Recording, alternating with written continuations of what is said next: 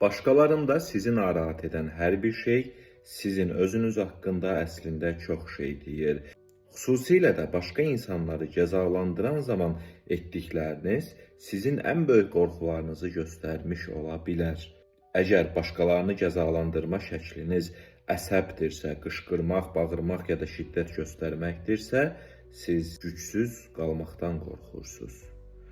Əgər sizi narahat edən insanlardan soyuqlaşaraq, səssizləşərək uzaqlaşırsınızsa, siz incidilməkdən qorxursunuz.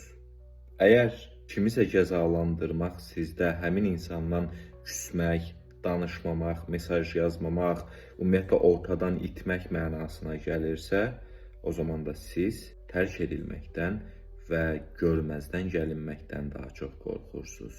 Unutmayın, başqalarına qarşı olan hər bir yanaşmamız bizə özümüz haqqında böyük informasiya verir.